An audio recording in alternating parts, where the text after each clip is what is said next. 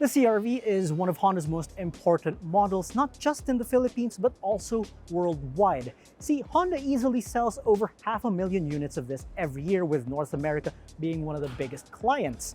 But locally, there has been about 70,000 units since 1997. So this 6th generation model is a very important one indeed, because it is one of many firsts.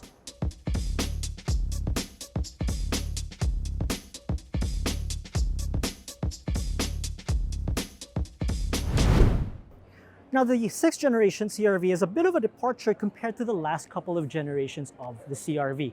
See, the 3rd, the 4th, and the 5th gen sort of had a elongated front end, but this time around, it's a little bit more flat-nosed, but at the same time, a bit bolder, as emphasized by this massive front grille. And if you haven't noticed yet, this is the RS model, and it's also the first time Honda has applied that badge to this crossover. As you can see, it's got a different grille pattern, got gloss black trimmings right here at the front, and you're gonna see more of them on the side and over at the back. And interestingly, it has body-colored cladding, and that's not something most crossovers and SUVs have, and we say it's a break from the norm, and it makes the CR-V look bigger than it actually is. As for other things about the RS, of course, it got black wheels and more black highlights towards the back end. As expected, the all-new CR-V is longer, taller, and wider than the model it replaces, and it also has a longer wheelbase. Now this time around, it's a bit simpler, cleaner, more minimalist, and a bit more straight. Now, if you can see the character line that runs right up from the tip of the headlight, it actually connects to the tip of the taillight right back there.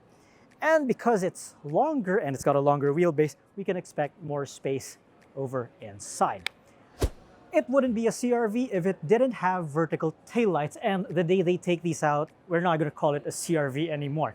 It's always been part of this crossover's design since 1995. Over at the back, it's a bit of an evolution of the 5th generation's look, but it's a bit edgier this time around, sharper, more aggressive, just like the theme at the front. Tailgate is a little bit more bulbous around here in the center. In the rear, just that tad bit more rakish to give it a more dynamic look. And in case you haven't noticed, it says EHEV on it. Yes, this is the first Honda crossover with EHEV technology. And even if you take out the badge, you're gonna notice this blue H logo right at the back. So let me tell you a little bit more about EHEV here. So it's got a 2-liter Atkinson cycle engine, and it's got a pair of electric motors. Now, the combined output of it is 205 horsepower and a maximum torque of about 335 Newton meters. Now, the Philippine spec EHEV is 2-wheel drive and 5-seater for now, but Honda isn't mentioning any plans just yet, but fingers crossed they do offer an all-wheel drive down the line. And while we're here at the back, we might as well take a look at the cargo area. Now, the EHEV is the only model with a 5-seater configuration, and from observation at least, the cargo floor is much longer than before, a little bit wider, and it's got some pockets here at the side. And, well, this is a Honda, so they're kind of known for space efficiency, so that's to be expected that it does have a larger cargo area. Now, we're gonna hop inside and take a poke around. Now, inside the all-new CR-V, it's a bit of an industrial design, and we're happy to report that there's still buttons and dials in here. We're glad that Honda and most Japanese manufacturers haven't resorted to putting all controls right in the screen, which is a little bit distracting, to be frank about it. Now, buttons, dials, and they're actually pretty nice to touch. And Honda would like to emphasize that the build quality and the feel has been further improved in this generation. Now, right now we're in the RS, so it has a couple of RS exclusives, of course. So you got red stitching right up on the steering wheel and on the seats. You get a brushed aluminum effect trim right here on the dashboard. And if you look up here, it's got a massive panoramic sunroof. Oh, it's also got sport pedals down there just to add to that sporty look.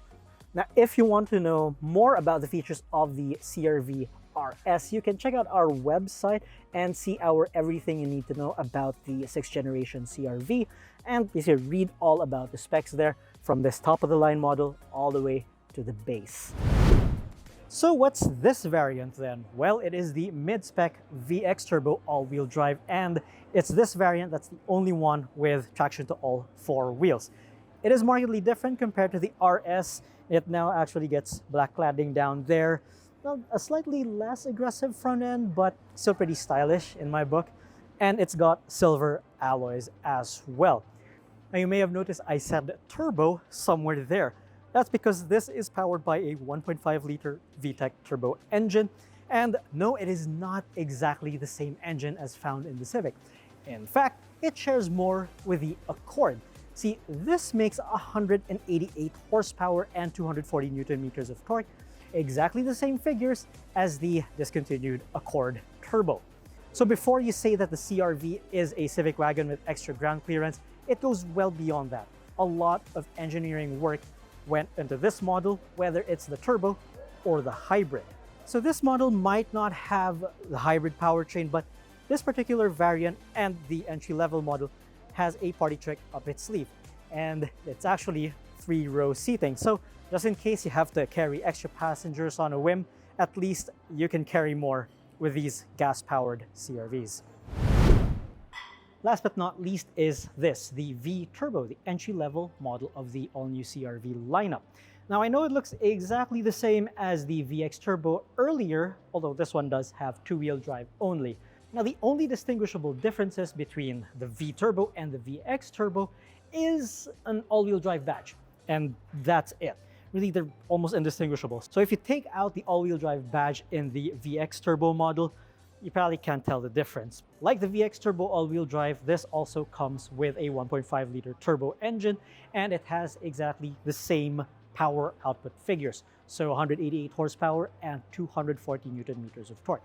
It is worth pointing out that both turbo petrol models shift with a CVT, or a continuously variable transmission, while the RS EHEV comes with an eCVT. So it's a different kind of CVT, and it's more specialized for that sort of powertrain. And oh, by the way, this one also comes with 3-row seating. Now prices, you ask. Well, this one starts at 2.1 million pesos, the all-wheel drive at 2,280,000 pesos, and the RS hybrid at 2,490,000 pesos.